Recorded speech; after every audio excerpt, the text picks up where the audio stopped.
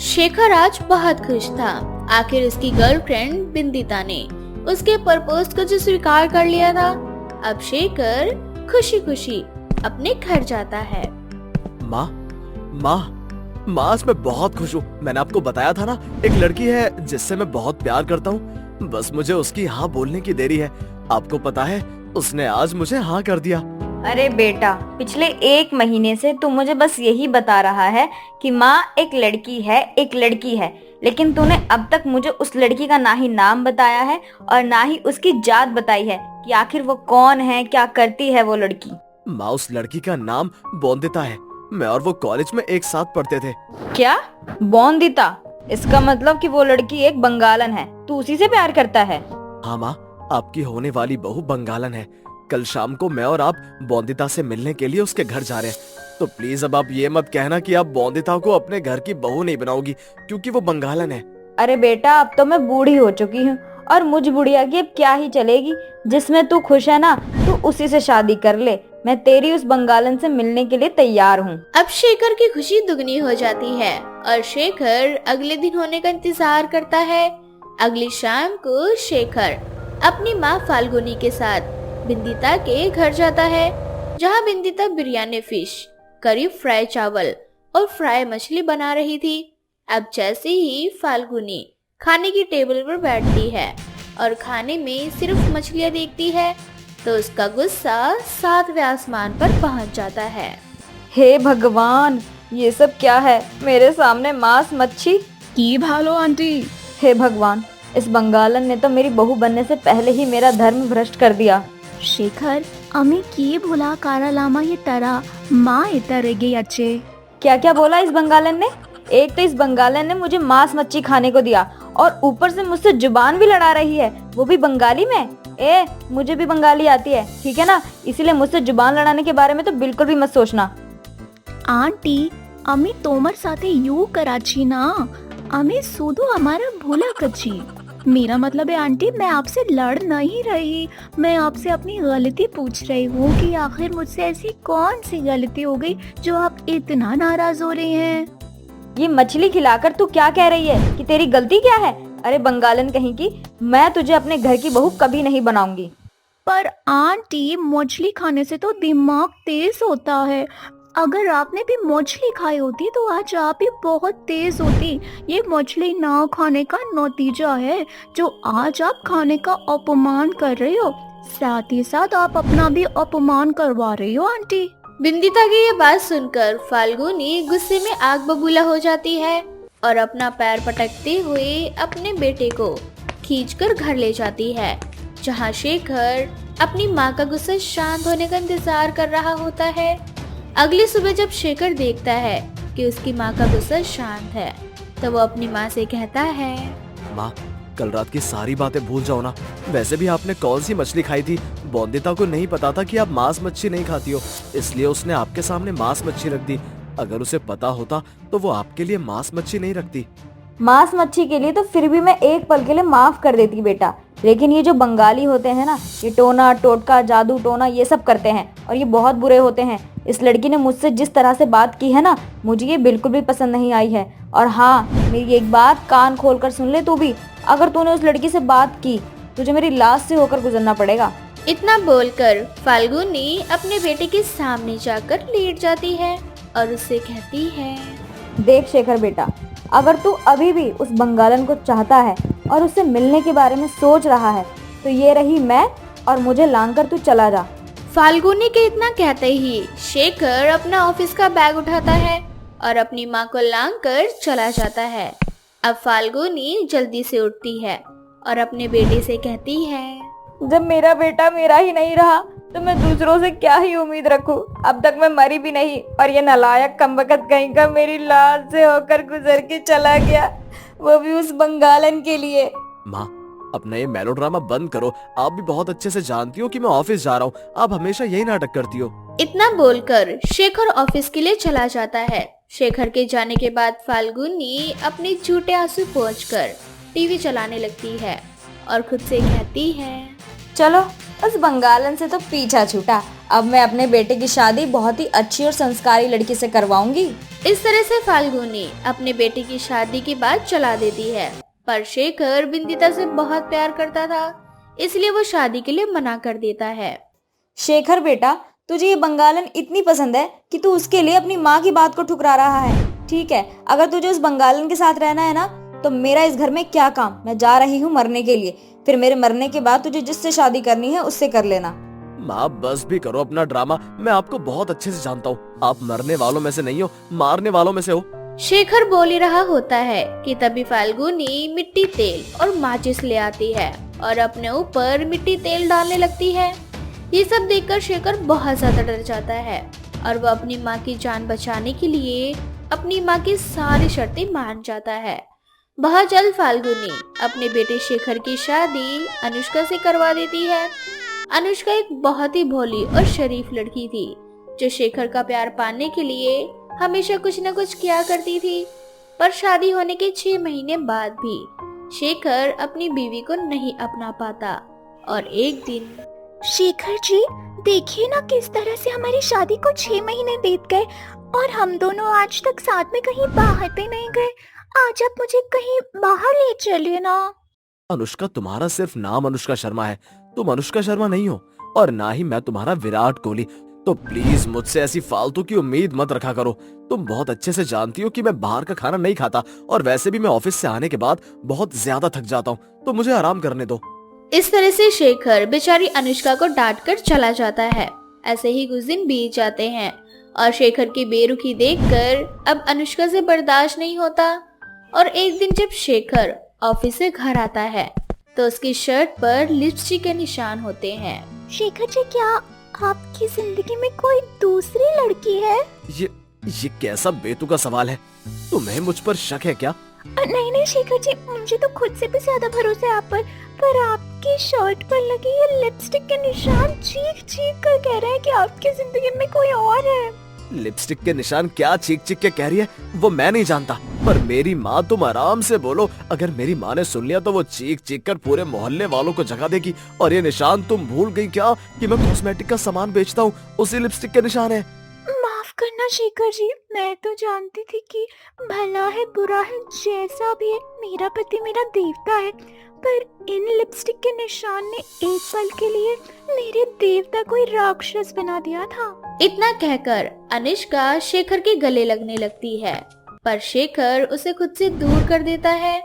अब ऐसे ही कुछ दिन बीत जाते हैं और एक दिन जब अनुष्का पार्लर में मेकअप करवाने के लिए जाती है तो वो देखती है कि रास्ते में शेखर किसी अनजान लड़की से गले मिल रहा है। ये देखकर अनुष्का जल्दी से अपने पति की उस लड़की के साथ एक फोटो खींच लेती है और घर आकर वो फोटो अपनी सास को दिखाती है। रात को जब शेखर घर आता है तो फाल्गुनी शेखर से कहती है, शेखर बेटा, तू अब तक उस बंगालन को नहीं छोड़ा ना? तू अभी तक उससे मिलता है ना? हाँ माँ, मैं आज भी बॉन्दिता से मिलता हूँ, क्योंकि वो मेरी पत्नी है और मेरी बॉन्दिता और अनुष्का एक दूसरे की सौतन सिर्फ आपकी वजह से बनी है। अगर आपने मेरी शादी बॉन्दिता से करवा दी होती तो आज अनुष्का की सौतन बॉन्दिता और बॉन्दिता की सौतन अनुष्का ना होती। अब अनुष्का अपने पति और सास की सारी बातें सुन लेती है। ये बातें सुनने के बाद उसके पैरों तले जमीन खिसक जाती है और अनुष्का बिंदिता को अपने घर ले आती है, जिसके बाद अनुष्का खुद शेखर और बिंदिता की जिंदगी से निकल जाती है। अब ना चाहते हुए भी फाल्गुनी को अपनी बंगालन बहू को अपनाना पड़ता है। भीमपुर नाम के शहर में सविता एक फैक्ट्री में काम किया करती थी। सविता की 5 बेटियां थी। उसका पति बहुत ही ज्यादा नशेड़ी किस्म का था। वो अपनी पत्नी और 5 बेटियों को नशे की हालत में बहुत मारा करता था। ऐसे ही एक शाम सविता को काम पर से आने में देर हो जाती है और सविता का पति उसको यूं देर से आता देख बहुत गुस्सा हो जाता है और उसके ऊपर गंदे गंदे इल्जाम लगाते हुए उसे मारता है और उसे कहता है, कहाँ थी अब तक? तेरे को फैक्ट्री से आने में इतना समय लगता है क्या? जरूर किसी के साथ गुलछर्रे उड़ा रही होगी, तभी तो इतना टाइम लग गया तुझे यहाँ आने में। तुझे तो मेरी बिल्कुल भी परवाह नहीं है। पता नहीं सारा दिन क्या करती रहती है। आपका तो रोज रोज का हो गया है। शराब पी के मुझे मारने पीटने के अलावा आपको कुछ आता ही नहीं है। अरे आपने कभी मेरे बारे में या फिर अपने बच्चों के बारे में सोचा है? अगर आप भी मेरा हाथ बटाएंगे तो 2-4 पैसे घर में ही आएंगे ना, लेकिन आपको इससे बिल्कुल भी फर्क नहीं पड़ता। हाँ हाँ, तुझे तो बस जुबान लड़ाने के लिए बोल दो, और कुछ तो आता नहीं है तुझे। दिन रात अकेले ही सारा काम करती रहती हूँ। अरे पति होने का कौन सा कर्तव्य आपने आज तक पूरा किया है? बस मुझ पे अत्याचार ही करना आता है आपको। समझा समझा के थक गई हूँ कि शराब मत पिया करो, मत पिया करो, 2-4 पैसे बचाने का सोचो। अरे हमारी 5 बेटियां हैं, कल को वो बड़ी होंगी तो उनकी शादी भी करवानी है हमें, लेकिन आपको इन चीजों से बिल्कुल भी फर्क नहीं पड़ता। बस सारा दिन शराब शराब शराब। सविता के पति को गुस्सा आता है और वो गुस्से में अपनी बेटी नेहा को मारने लगता है।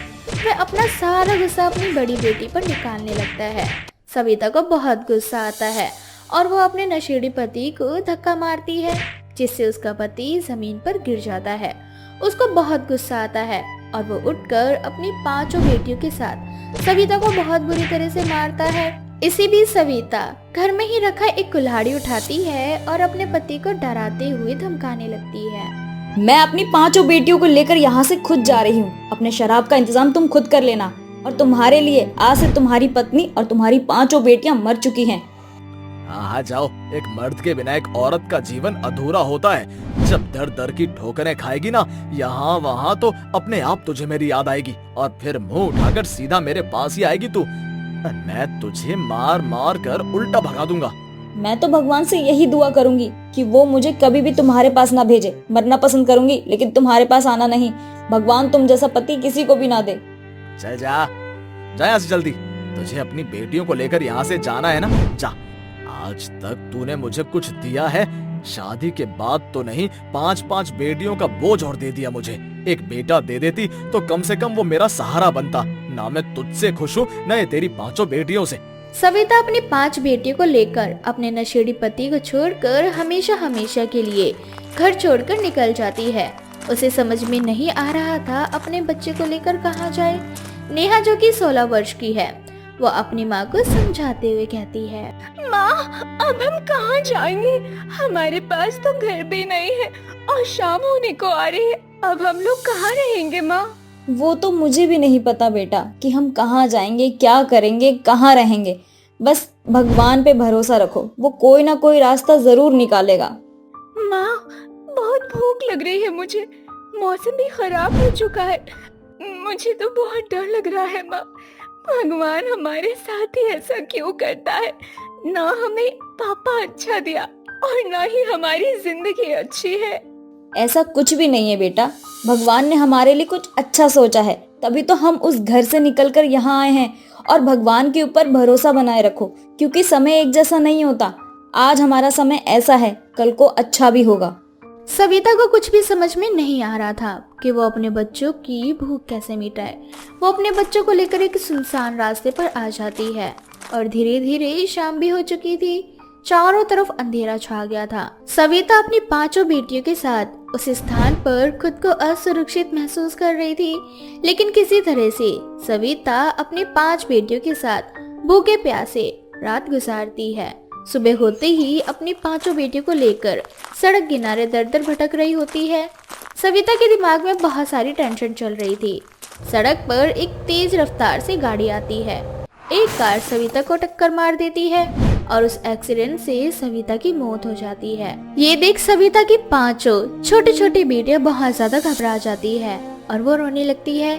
सविता की सिर्फ एक ही बेटी बड़ी थी, नेहा। माँ के जाने के बाद नेहा के ऊपर अपनी 4 बहनों की जिम्मेदारी आ गई थी। नेहा को कुछ भी समझ में नहीं आ रहा था कि वो क्या करे, कहाँ जाए। वो अपनी 4 बहनों को लेकर आगे बढ़ रही थी।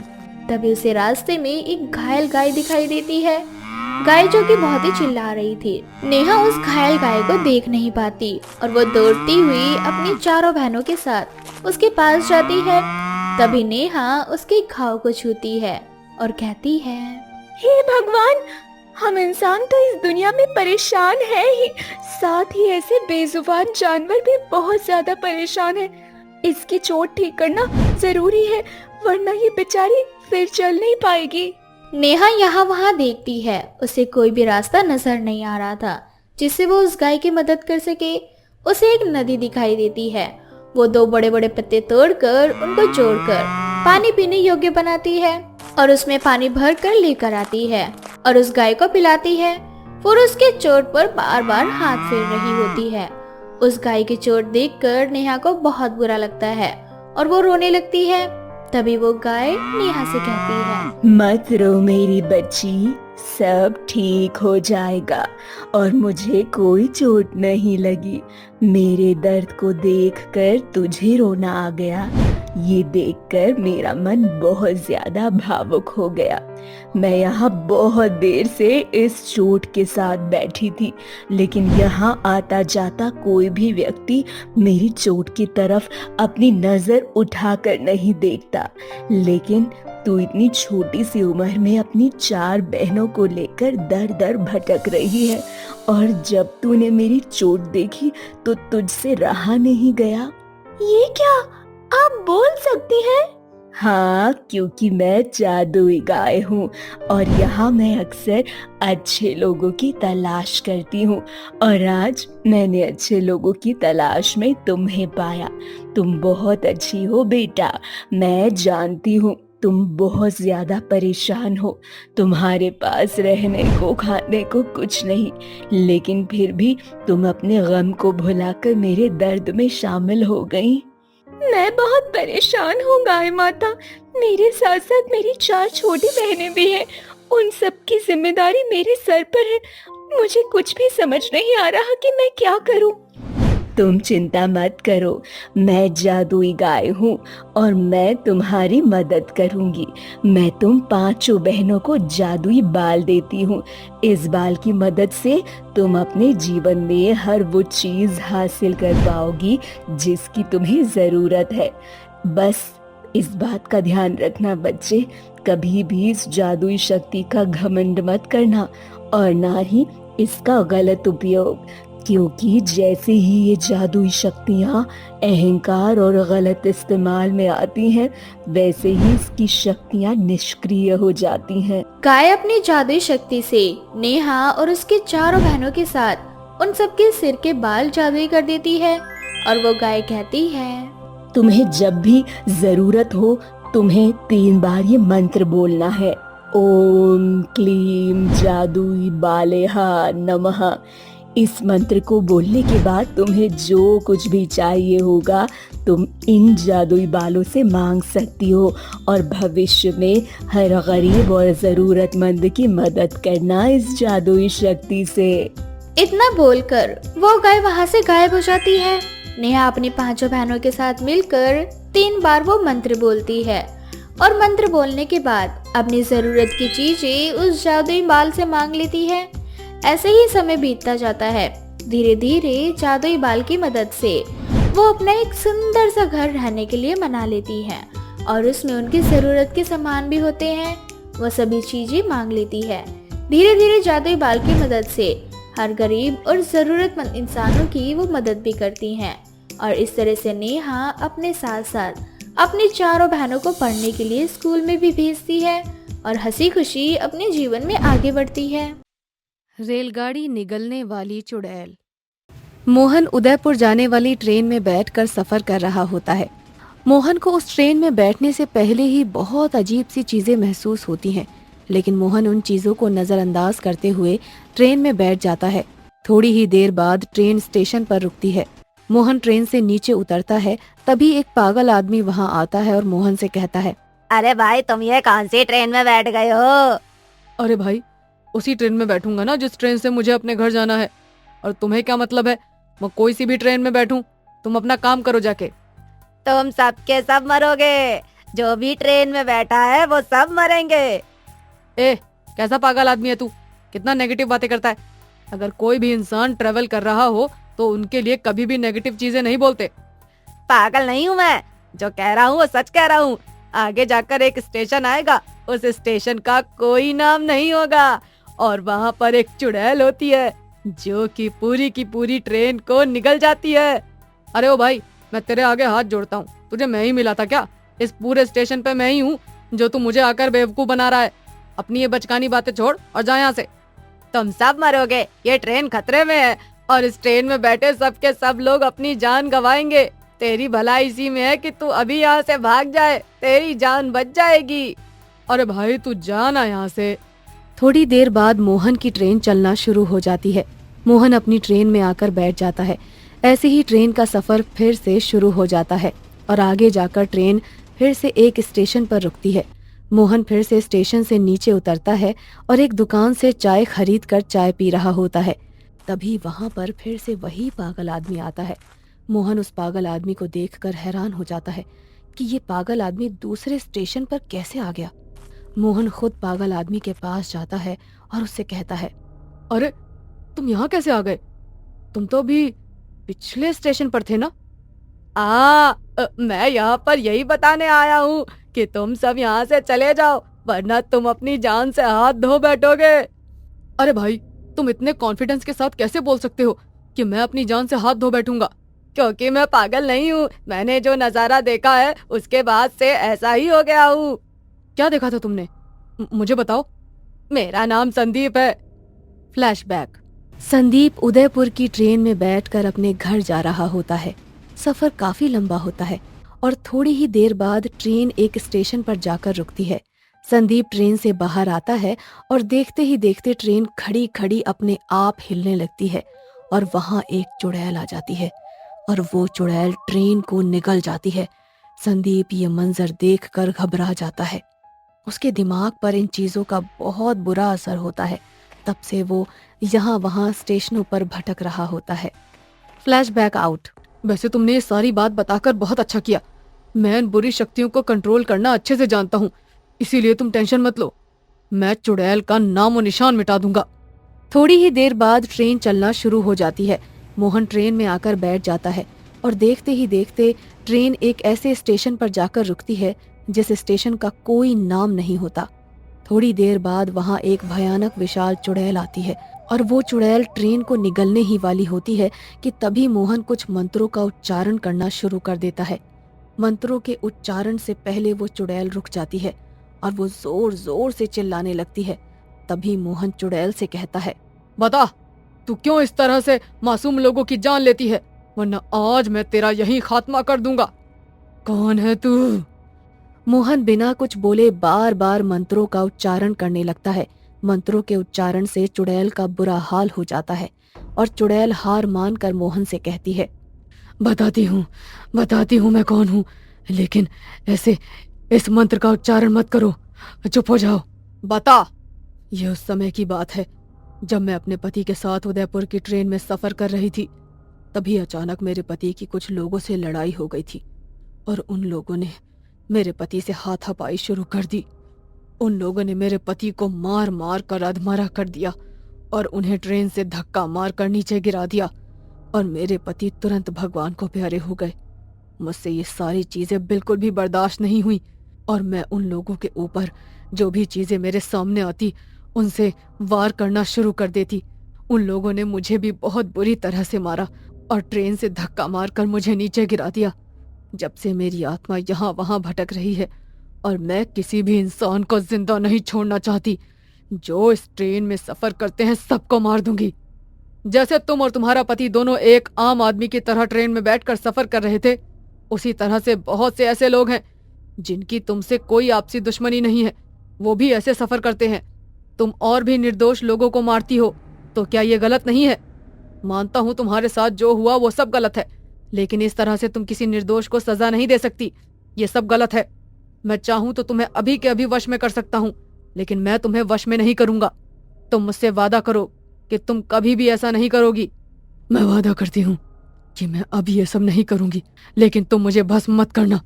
चुड़ैल मोहन को वादा करके वहां से हमेशा हमेशा के लिए चली जाती है।